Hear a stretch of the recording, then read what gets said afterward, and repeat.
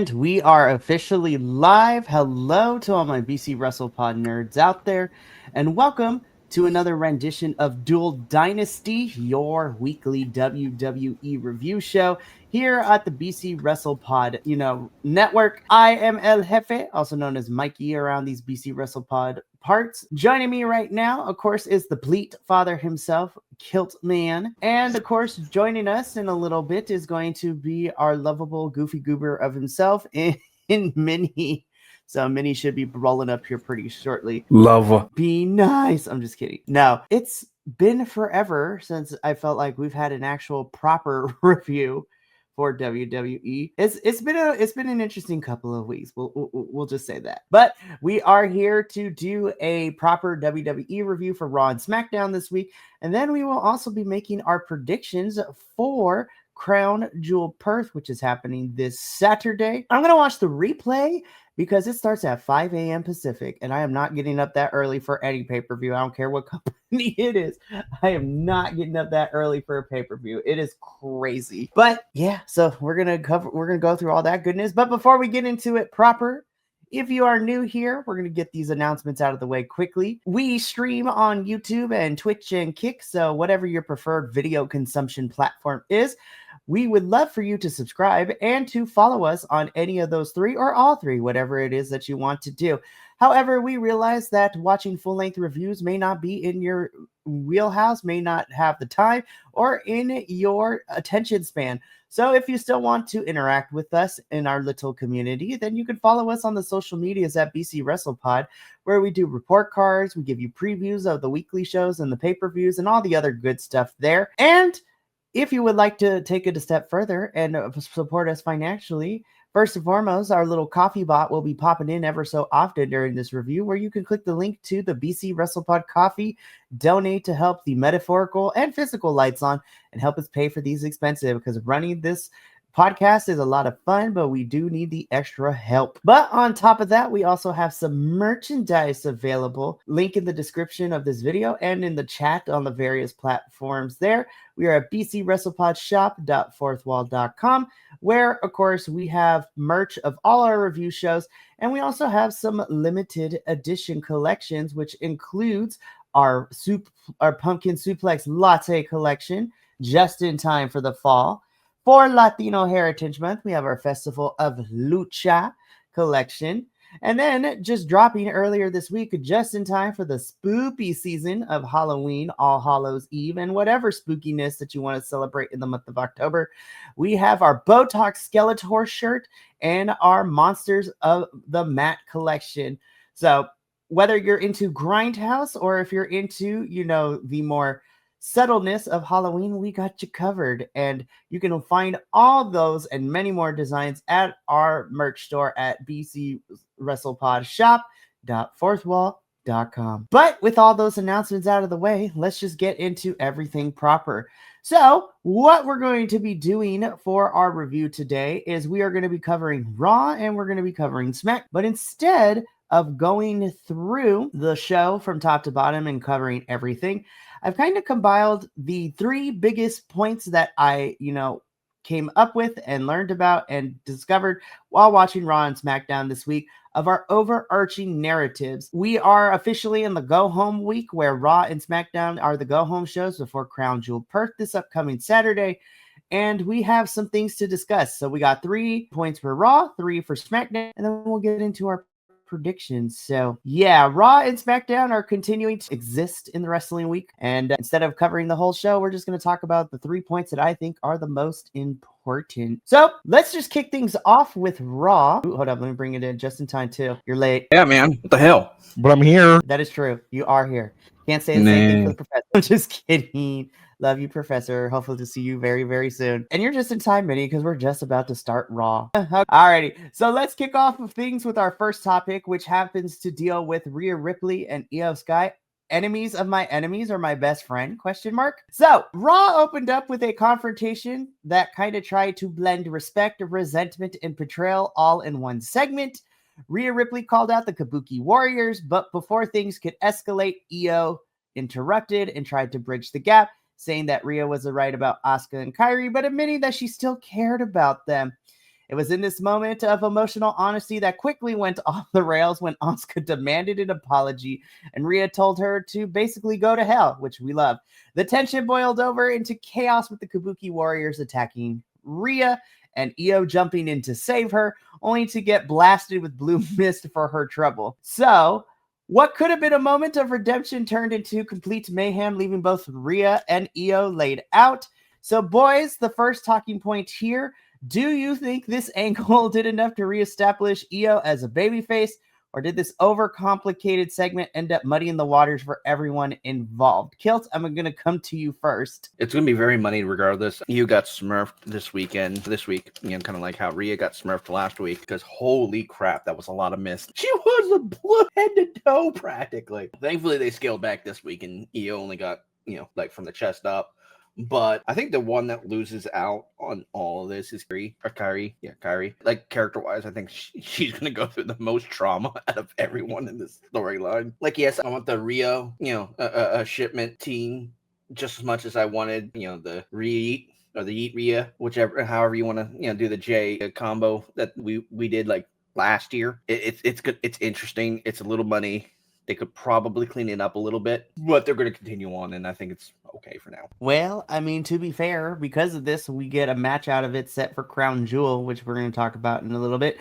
But Minnie, I come to you next. So same thing. It's been a couple of weeks since we've had you on. WWE has been kind of running the same play over and over again for a little bit for all the better intents and purposes. But cool. I get to see these guys wrestle. Which, is all good. We're going to talk about the champions in a little bit during our predictions for Crown Jewel Perth, because I'm like, I don't know. I'm like, where's the rest of the women on this roster? Like, I feel like we see the same 8 every single week for the last month and a half. I'm like, I know y'all got more. Like, where everybody at? So my thoughts on this whole situation. Am I excited for this match at Crown Jewel Perth? Yes, because I think Asuka and Kairi and Io and Rhea are fantastic. However, I'm not the biggest fan of how we're getting to this. I understand we had to speed up Asuka's heel turn because of the fact that kind of threw the women's championship storyline for a loop of trying to figure out what to do with it next. But we have 2 women's storylines going on, and then everybody else is not on my television screen. So I'm like, okay. So my final verdict, my final thoughts on all this thing. I agree with you, Minnie. I mean, it's a feud. At least it gets these 4 onto television, and they're going to be on the pay-per-view. But unless this evolves into one or both teams going after, in my opinion, the tag team championships, we're going to keep spinning our wheels. And my fear is what we're going to get at Survivor Series next month with the women, if we even get a women's match at all. But we're not done talking about the women quite yet, because this gets us into our second talking point for Raw, which is, again, more women's division chaos, this time in the form of Bayley, Lyra, Raquel, and Roxanne. So this week saw another tangled web in women's division. Bayley is still reeling from being abandoned by Lyra last week. She tried to make peace, only for Lyra to tell her she was on her own. Again, Bayley is going through this multiple mix/personality thing that's happening with her right now. So hello, the role model, like Bayley is going through her catalog of characters. So again, Bayley wanted to make peace last week. Lyra told her she was on her own. Raquel, with Roxanne by her side during this, whole entire thing, took advantage of that isolation and picked up the win over Bayley in their match. But as soon as the bell was over, Raquel and Roxanne would launch a post-match beatdown on Bayley, which then prompted Lyra to step in. And surprisingly, it was Bayley who fought back and saved Lyra from the assault. It's definitely a strange shift in dynamics. Bayley, once the ultimate opportunist, now seems to be showing loyalty while everyone else around her. It's weird. Like, I don't even think WWE knows like how they're going to handle this multiple gimmick personality thing very well, because it's already getting crazy. But Bayley and Lyra are apparently going to be working together somewhat. Lyra doesn't trust it with, the Judgment Day girls, which that's a whole nother conversation we can have at some other point, because I'm like, just what are we doing with Judgment Day? So my question for you both is, with Bayley, you doing this whole, gimmick of the multiple personalities, the multiple gimmicks, what do you foresee, what is the long-term goal like for Bayley in terms of all of this? And do you think it's something unique that the women's division needs, or do you think this constant back and forth is just making it feel directionless? Once again, I'm going to come to you first. So, yeah. So, what do we think of Bayley, Lyra, Raquel, and Roxanne and the whole situation we got going on? It's really directionless, in all honesty. I'm not even sure what's going on right now. Because I see, Lyra trying to be Bailey's friend and then become, Bailey's not liked person. I'm not going to say enemy or upset with her or whatever. I'm just not liked. Excuse me. And then she goes on NXT last week and is now Tater Tot's favorite person. Well, even more so. And I'm like, you know what? One of two things needs to happen. Either they need to bring Lyra back down to NXT and just keep her with Tater Tot. So that way those two can, be a team. Because I think that'd be a great option. Or they need to move Tatum up, let Bayley continue this whole weird fucking thing, almost Ron Killing style, because that's kind of what this is giving credence to, in my opinion. And then just let Tatum and Lyra just have fun. Personally, I just want to see more Tatum. But that's because are we deep enough where I can start cussing again? We're in 17. I'm a giant simp. You are a giant simp. No, it's confusing. It's kind of not, I wouldn't say boring, but it's they're trying to do a weird thing that mixes the voices in Randy Orton's head and the multiple personalities of R-Truth / Ron Killings, and which is technically a rip off of Mick Foley and Buddy Love and Mankind. So it's kind of like they're trying to make this thing just together, and it doesn't really work that well. It's like it's working, but like me on a bad knee day, it's like going slow, a little confused, mostly in pain. Hey, you know what? That is an accurate description. Minnie, I come to you next. Again, Bayley has been going through this multiple personality / multiple gimmick thing. Lyra happens to be it. And then Roxanne and Raquel, in my opinion, are just there. What do you think of this, and what are we doing? Either this is going to end up being a career-defying gimmick for Bayley, or it's going to put her in permanent mid-card hell for the rest of her career. I feel like this is where this is going to go with this particular gimmick. I'm not a big fan of it, but we'll just see. And then, of course, if they start pushing maybe the guys to be a true tag team, they start going for tag titles, and they start making the tag titles look good again, then sure, this is going to be great. If they're just going to be recycling the, two Judgment Day ladies over and over and over again, then all right, I guess this is going to be stuck in mid-card hell for the rest of their lives. Well, and then again, this is a whole conversation too. Like when we talk about the Judgment Day girls, I was like, I know y'all are holding out for Liv to kind of progress this, but can we do something new? Because it's the same thing. Judgment Day girls are out here doing stuff. Dominic and the Judgment Day boys are like, will they, won't they? They're together, but then they're also enemies. I'm just like, and it also doesn't help too that the majority of the time that people seem to enjoy Judgment Day is when you send them over to AAA to compete down in Mexico. And I'm just like, okay. Anyways, I really do hope that this is going to be really successful for Bayley. I have said this on multiple occasions. I feel that within the last couple of and I love Bayley because she is the good soldier, allegedly for WWE, and she does what she's asked of all the time. I'm just like, just let Bayley do something fun and let Bayley, give Bayley something worth it, because I'm like, I don't know what we're doing. And then, of course, we got this feud going on, but you have both of your mid-card women's champions. And then because of Crown Jewel and the way that works, you have your main women's champions tied up in some stupid stuff or non-existent. I was just like, so we're just kind of just spinning our wheels, I guess. But anyway, so speaking of spinning our wheels, let's get into the final talking point of Raw, which is the Bloodline versus the Vision. This is like the fourth sequel where the Bloodline versus insert faction here.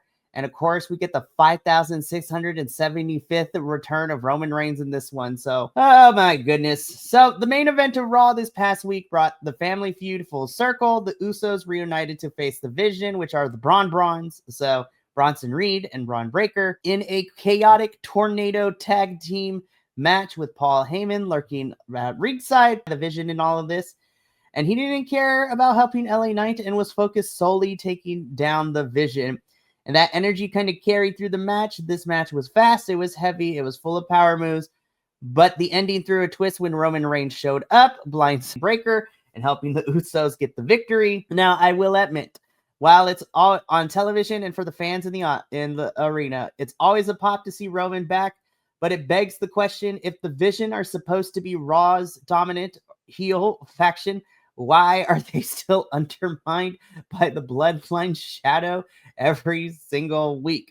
So my question for you boys is it smart to keep using Roman as an ace for the Usos, or does the constant interference make the Vision look weak and stall their momentum as, well, Raw's top villains at this point? Kilt, I'm gonna come to you first. What do you think? They're not even just on Raw, they're on SmackDown too.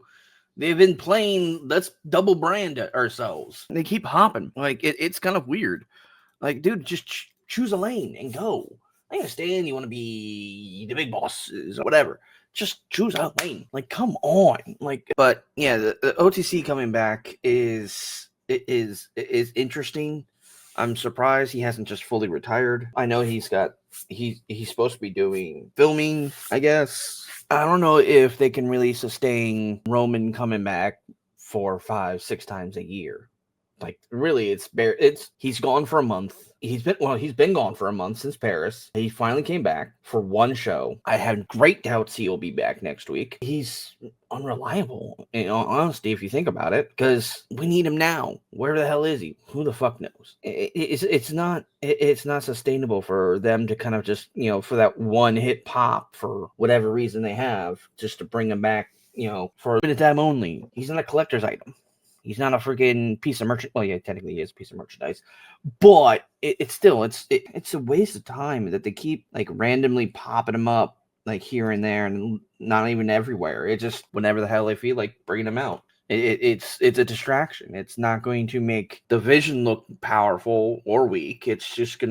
They're just going to be incompetent regardless because it's the Bronze. And we'll get into Seth more. Well, we'll get into Seth more on SmackDown because he's showing something on SmackDown. And I'm like, ooh. Personally, I think they need to finish up. They need to just do this thing with Jay because they're teasing a heel turn. They're teasing something. It's just they're taking it too slow burn. And I'm tired of them doing slow burn. Give me what I need to know. Speed up the flame. Take it off a low, put it on the medium. Let's go. Very, very fair. And then, Minnie, same question to you. Yeah, so same question. Do you think it's smart using Roman as the ace every time, or does this continue to make the Vision look weak with this feud with them and the Usos? I'm okay with me using Roman as an ace. It's Roman Reigns, but there has to be some sort of long-term story or something here.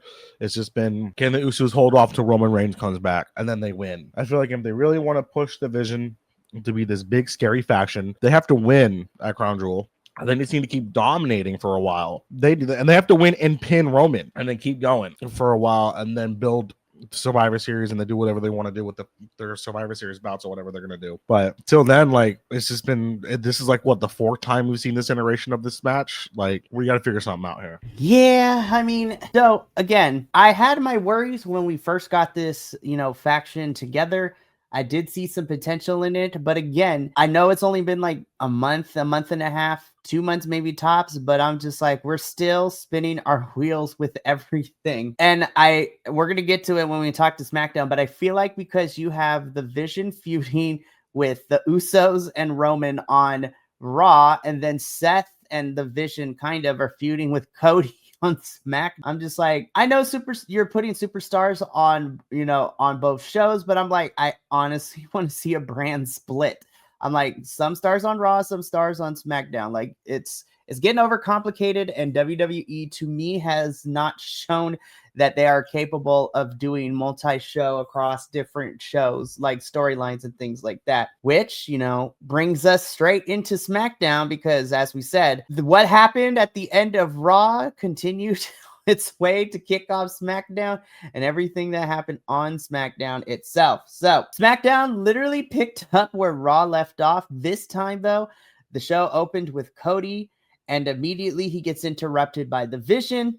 Randy Orton came out to back Cody up, but Paul Heyman tried to stir the pot, planting seeds of distrust between, Rhodes and Orton ahead of the main event, which would see Cody and Randy versus, the Bronze of Division. So that's always interesting. And it's becoming clear that they're trying to build tension between Cody and Seth, bleeding across both brands as Seth's obsession with control and Cody's fixation on being the company's face of the future are starting to clash in subtle but noticeable ways. You add Heyman into the mix with his manipulations, and it feels like WWE is trying to tease another massive ego collision down the road, maybe possibly for Survivor Series. I mean, like I said, I honestly think that Cody and Seth are going to captain their teams for Survivor Series. But this begs the question, do we care about this groundwork that they're setting up between Cody and Seth, or has this story started to already spin its wheels?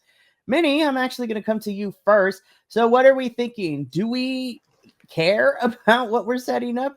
And do you think there's potential, or is this story already spinning its wheels? No, I don't care. We probably predicted this 2 months ago. Probably. This is hopefully the match is good. I hate that's what we have to is like, I hope the match is good is where we're at right now. It's so frustrating. It's just so, here's the thing. It's not bad. It's not good. But the worst thing that WWE the last 2 months it's just been boring. It's like, I'm so bored because we keep doing the same thing. Anyways, no, but I agree with you. I mean, I kind of don't care about this either. I hope the match is good. But Kilt, I'm going to come to you next. Same question to you. Do you think the story has potential, and do we care about it, or has the story already started spinning its wheels? Objectively, it does have potential. Unfortunately, it's spinning its wheels. Basically, they're just showing that Cody's kind of gotten into Seth's head and starting to make him lose it a little bit. My concern is they started something with CM Punk, AJ Lee, Becky, and Seth, and then they just dropped it after WrestlePalooza, probably because of how badly WrestlePalooza did. That's going to be my guess. It's just, I don't know what they're doing. It's stupid. Personally, I don't care. Please have a good match. I know these two are great caliber wrestlers. We have decent promo skills. It's just the writing's been fucky-wucky. Creative is just not really. I think they got to Paris at the very most, and we're like, okay, we're kind of figuring it out week to week from here on.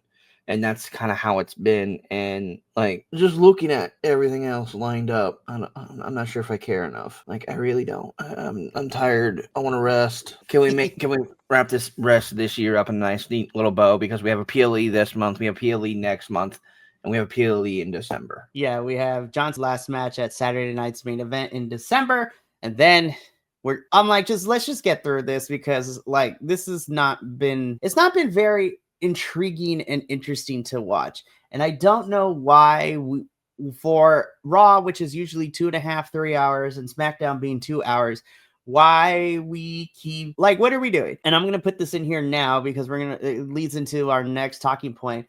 I was like, when I watched SmackDown this week, I was just like, you know what? This is refreshing. I'm kind of seeing this. It's new. But then I'm like, oh, wait, you almost tricked me, WWE. The reason that it's new is because you're having your NXT talent on SmackDown.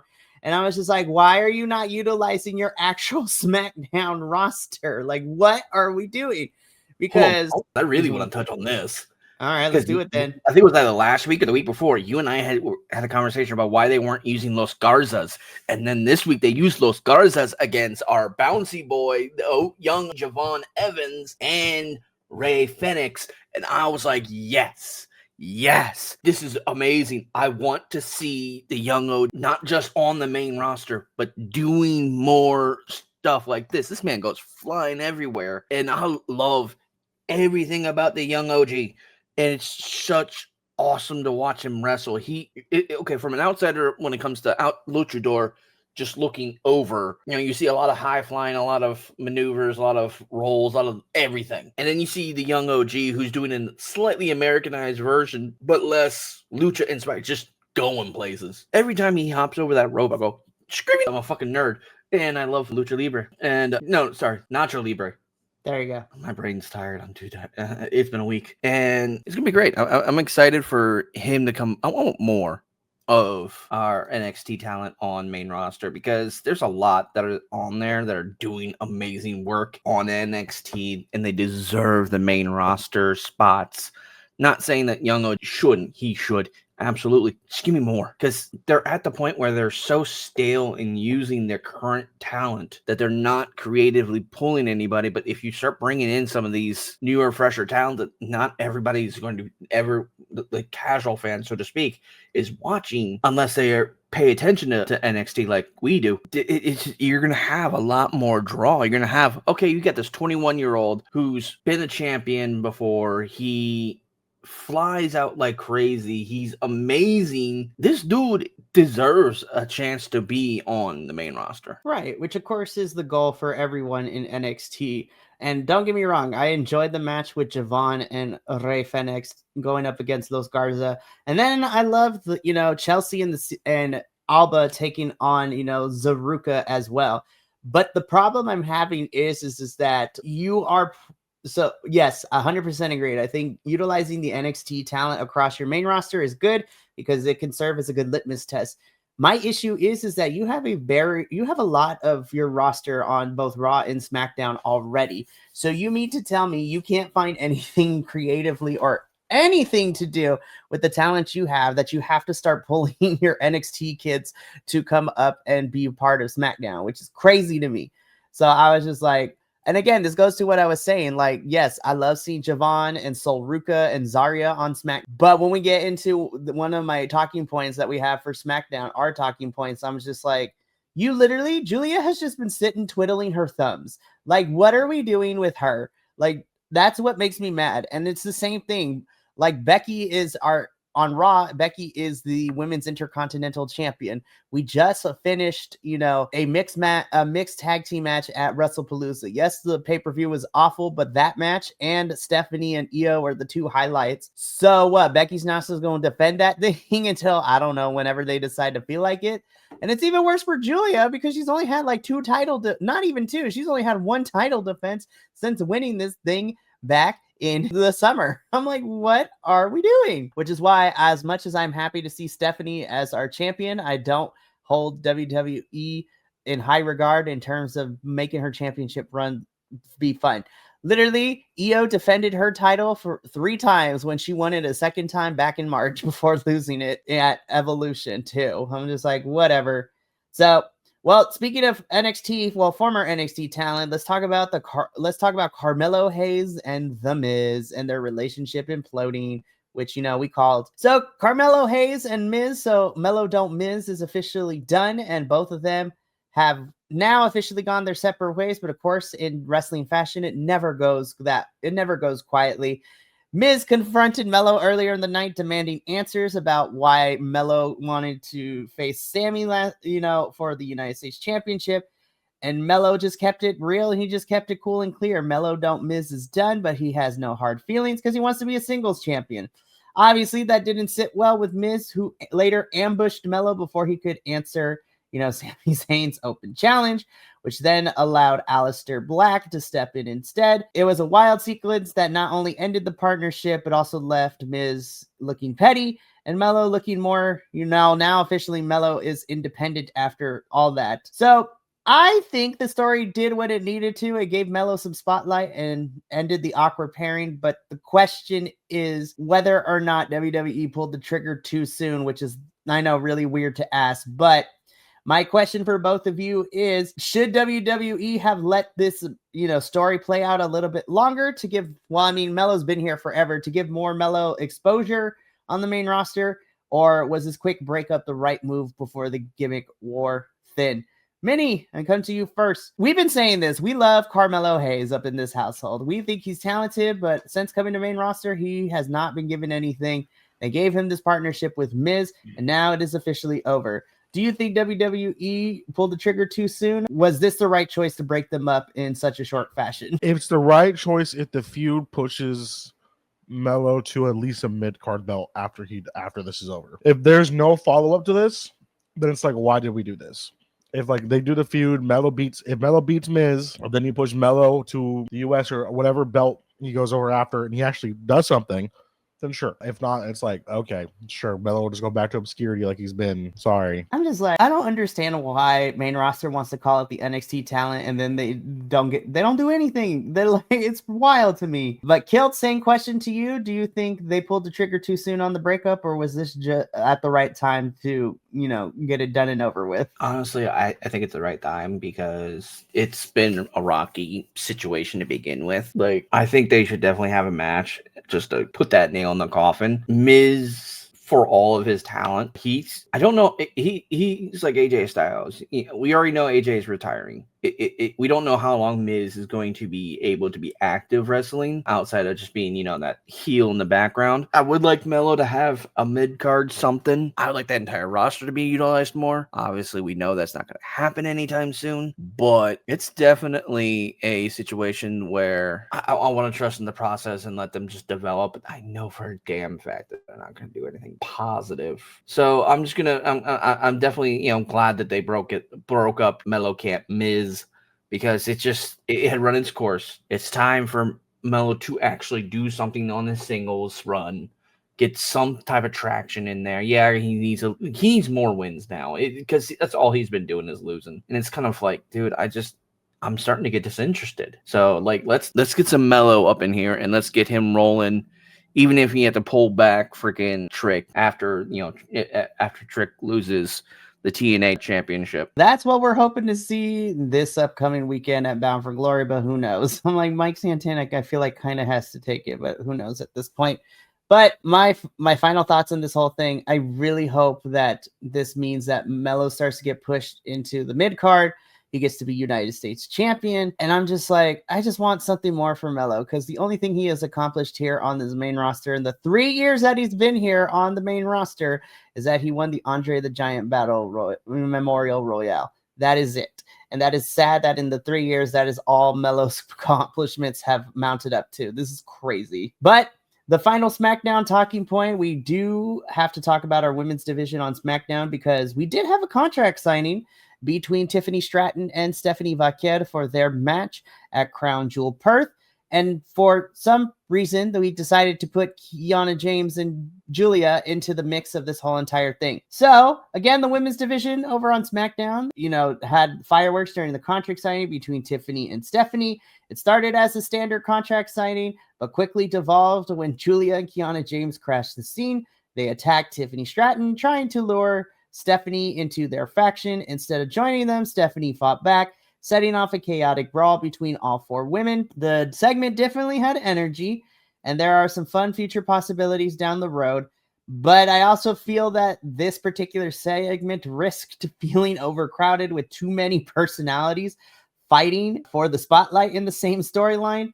Still, it's one of the few women's storylines right now that, as much as I hate to say that, I'm more interested in than what Seth and Cody are giving me across, Raw and Smack. But my question for you boys is, does bringing Julia and Kiana into the mix make this feel more exciting, or is WWE once again overcomplicating what could have been a simple, strong, one-and-done rivalry between Tiffany and Stephanie leading into Crown Jewel Perth? Again, I will give my answer right now before I throw it over to you, Kilt. My answer to this is no. I don't understand why you have your Women's United States Champion involved in this in any capacity.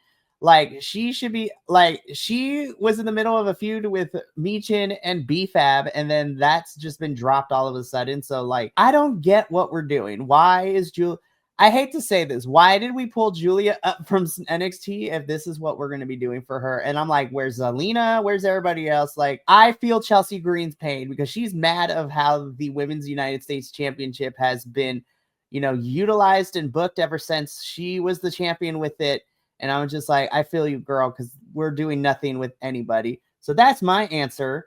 I hate Crown Jewel. I hate this Crown Jewel Championship because it ties up both of your champions in this stupid, championship where it doesn't really matter in all except for bragging rights, and then the stupid Crown Jewel Championship belt, which is dumb in my opinion. But I'm not the one who makes the decisions at the Fed. So yeah, that's my answer. I don't like it, because why are we having your mid-card champion, who is a champion, be involved in this? And it's probably going to be on the losing end in the stupid tag team next week on SmackDown. Anyways, how do we feel about all these women involved in this segment, and what are your thoughts on this? Well, I actually don't mind the Crown Jewel Championship, because we know if there's going to be a championship match at Crown Jewel, nobody's going to be losing a belt Crown Jewel. That's true. So give them something to do. So I think that's fine.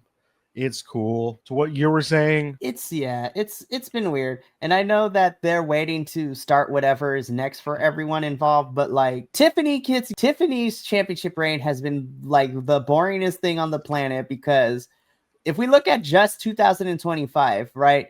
She has feuded. Well, let's read. So the beginning of the year, she feuded with Nia Jax. Then she feuded with Charlotte going into Mania. Then after Mania, it was Nia again. Then we went to Jade. Then it was Nia and Jade. Well, no.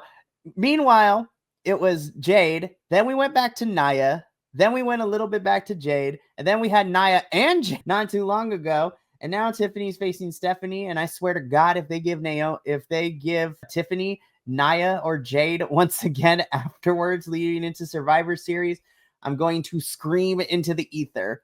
And then I was just like, Stephanie is still newer champion, and she at least got a promo after her win at WrestlePalooza.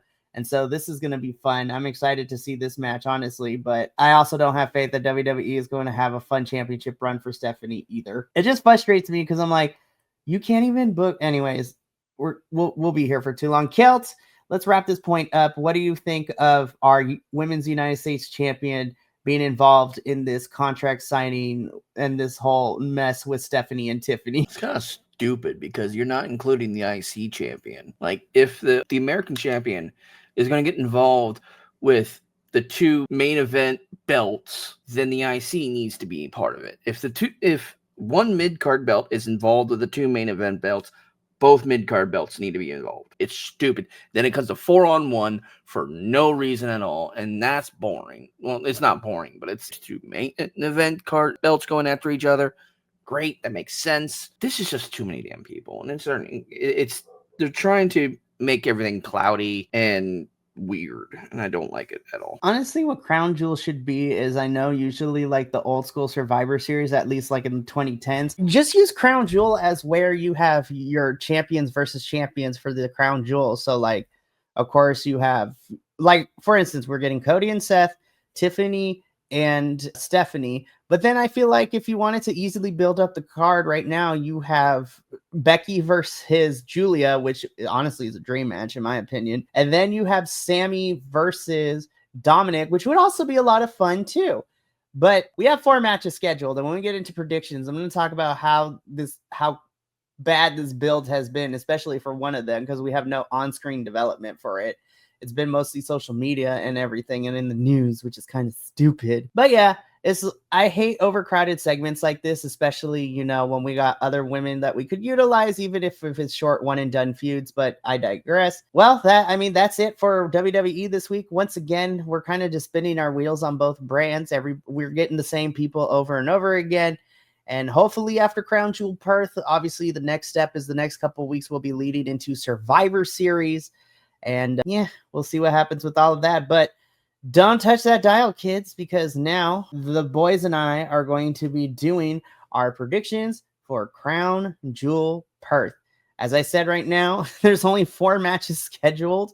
We're probably going to get one more by the end of this week because Crown Jewel is happening Saturday, October 11th. We're just going to get into this. Is one of the, again, just kind of like WrestlePalooza. I was just like, there's like maybe 1 or 2 matches that I actually care about. The rest of them, I really don't. So let's just get into it. So the first match we're going to discuss upon is our tag team match that is scheduled for Crown Jewel Perth, which is the team of Io and Rhea versus the Kabuki Warriors, which is Asuka and Kairi. So honestly, to me, there has to be a loser. Right now, Rhea and Io have been kind of getting the short end, where they have been the ones who are getting misted and bested by Kairi and Asuka, which makes me very sad because usually my wrestling WWE brain tells me that the Kabuki Warriors are going to live. But I'm actually going to pick Asuka and Kairi here because I really think that, again, I don't know why I'm putting my trust in WWE,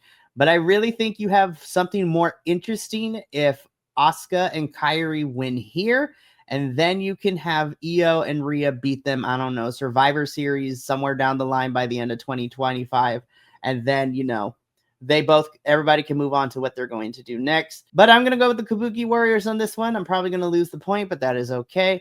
Kilt, who you got for this tag team match? I got Rhea and Io with Kyrie just fully snapping on Asuka and just turning on her. That's where I'm at. That's what's going to happen because we see the build up. We see it. She's going to get fed up and she's going to turn and it's going to be great. And I'm going to be excited because she deserves to be happy. And then, I'm Io Rhea. Okay. And then Minnie, who you got walking out the winner of this one? Rhea, but that will switch if they pull a swerve on us and bring back Dakota Kai. I miss Dakota. I think her non-compete clause is coming up very shortly. So we'll see, because there's rumors because over in AEW land, Mercedes threw out an open challenge for her TBS championship this upcoming Tuesday for Dynamite for Title Tuesday. So we shall see, because the rumors are Dakota Kai might be popping in, but who knows? We'll see. But we move on into our next match we're going to talk about. On paper, this should be advertised as like one of the funnest, and this could be a really cool match. The fact that this match is being made over like with an announcement of social media with no on-screen build is kind of depressing. I'm not even going to lie, you guys. And I was just like, you guys royally screwed it up.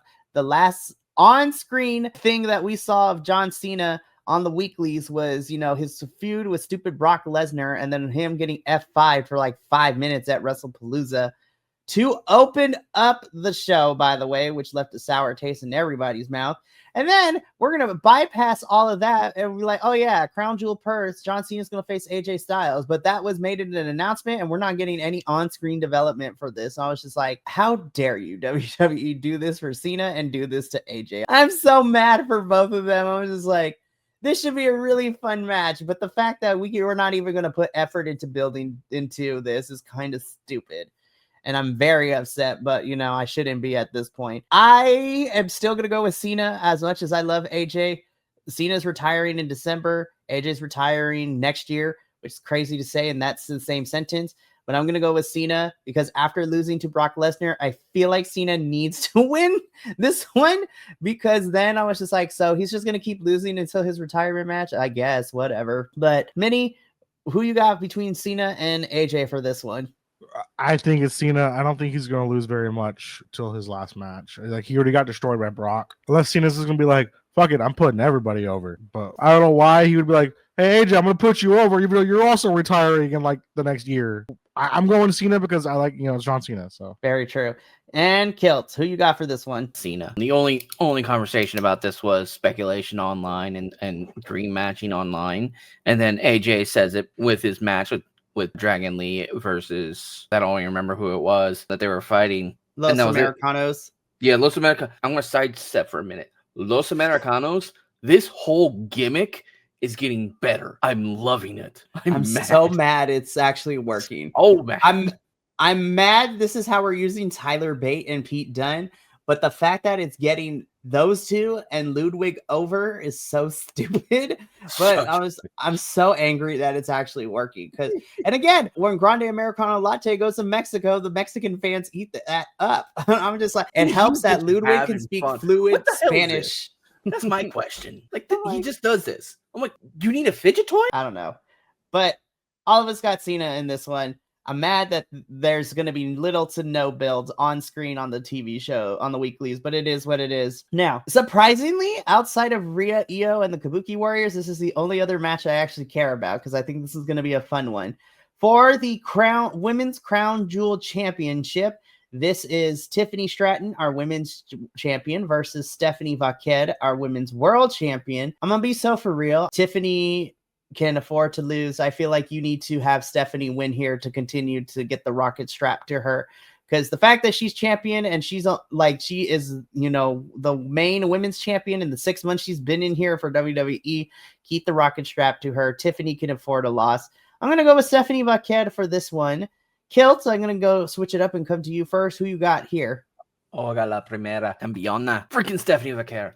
Oh my God, she is fire. She is amazing. And I'm loving everything. I just want her to keep going. I want it. Very fair. And Minnie, who you got winning this one? Stephanie. I like Tiffany, but I feel like they're pushing Stephanie to the moon right now. Alrighty, fair enough. So we all have gone with Stephanie on this one, which leads us to our final match for now, which is for the Men's Crown Jewel Championship. Our undisputed WWE champion Cody Rhodes versus the world heavyweight champion Seth freaking Rollins. We've already discussed this, so I'm not going to rehash it too much.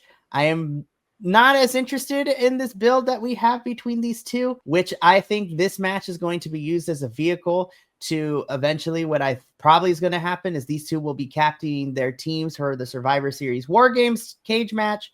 So with that being said, I'm actually going to go with Seth here. I think Seth wins here. So, leading into Survivor Series, he can be like, haha, I beat you, Cody Rhodes. And then Cody can win at Survivor Series, which, no shade to Crown Jewel Perth, but Survivor Series to me means more getting a win at that pay-per-view than this one, if that makes any sense. So I'm actually going to go with Seth here to win this one. Kilts, who you got between Cody and Seth? I got Cody, even though what you just said makes a lot of sense, and I actually like it, and I think that might be how they're figuring it, or they're figuring the reverse. I want to say there's going to be some fucky-wucky shit. Where something happens, either Randy kind of interferes or Randy comes out to run interference with the Bronze, and then something happens and then there's fucky-wucky shit. But I think this is going to be an interesting match, to say the least, but I got Cody. Okay, and Minnie, who you got for the men's Crown Jewel Championship? I just threw my phone on my keyboard. That scared the shit out of me. This one's a tough one. I feel like either one of them should win, but I want to go Cody, but I feel like there's going to be some Braun shenanigans, which I think is going to end up with being the Usos being brought in, but maybe the Usos, maybe this is where Jay turns heel and super kicks Cody. I don't know, because Jay's been teasing that for like the past 1,400 months. So I'm going to go tentatively Cody right now because he just returned. Actually, no, didn't he win last year? I'm going to go Seth because Cody won last year. Yeah, Cody won last year, so I feel like Seth is gonna take it from Cody this year due to some Braun shenanigans, Very, very fair. And, well, as of right now, that's the end of our Crown Jewel Perth predictions. Again, we'll probably get one more match made by the end of this week. Raw and SmackDown, both shows are in Australia, so that means they're going to air super early for us here in the States, which means I'm going to watch it after work because I'm not going to stay up super early and late to do all that nonsense. That's crazy to me. But that also leads us to the end of our Dual Dynasty review this week. Before we sign off and go, we have a very chilled week up. It's nothing too crazy, but I'm excited and I'm looking forward to this weekend. So let's take a look at what we got for this upcoming week. So on Tuesday, we have at 6 p.m. Pacific, our AEW review. We are reviewing Dynamite and Collision, and we are officially 2 weeks out from AEW's next pay-per-view, which is Wrestle Dream, coming to us live from St. Louis. So that's going to be a lot of fun. Then on Wednesday, the NXT crew will be here to review the TV special that is happening this week, which is the NXT versus TNA Showdown show, where we are getting 2 4-on-4 matches of Team TNA versus Team NXT. We also have Mustafa Ali of TNA vying for the NXT North American Championship, which is currently held by All Ego Ethan Page. And then we are getting a winner-take-all tag team championship match. The NXT champions, Dark State, will be going up against the TNA champions, the Hardys, and winner take all. So someone's walking out as double tag team champ. So that should be very interesting. And then later that evening at 8 p.m. Pacific, the CMLL crew will be here to review another episode of Viernes as we are inching ever so closer to the Women's Grand Prix event at the end of this month. Then on Friday at 7:30 p.m. Pacific, we literally just reviewed TNA's Victory Road pay-per-view this past Friday. And then we will be reviewing the go-home show for TNA and making our predictions for TNA's Bound for Glory, which will lead us into Sunday, the October 12th at 5 p.m. Pacific. The TNA crew will be here doing a live watch-along for Bound for Glory, in which we are getting a lot of matches, which includes Trick Williams putting his TNA World Championship on the line against Mike Santana. We're getting a faction-on-faction warfare. We're getting the Hardys versus the Dudleys in a tables match for TNA Tag Team Championships. But the match that I am most excited about is going to be for the TNA X Division Championship. The youngest in charge, Leon Slater, will be taking on Javon Evans, and that match is already slated to probably be my favorite match of the entire year. So I'm looking forward to all of that, and it's going to be a good time. But that's going to be it for us here. Thank you so much for tuning into Dual Dynasty. We look forward to seeing everyone at this week for all the different reviews. But from all of us here at the BC WrestlePod family, to you, remember, take care of yourself, love one another, stay Bi-Conic, and more importantly than anything, we always deserve to finish your story. We will see you later. So until then, peace. But Minnie, remind the folks, why do we do what we do here at BC WrestlePod? Oh no, we love to see it. Until next time, peace. Thank you so much for tuning in to another Vibe Tribe production. What's going to happen next time? Well, you're going to have to tune in to find out. But until then, remember, take care of yourself, love one another, and as always, make sure that you keep the good times rolling. Thank you for being here, and we'll see you next time.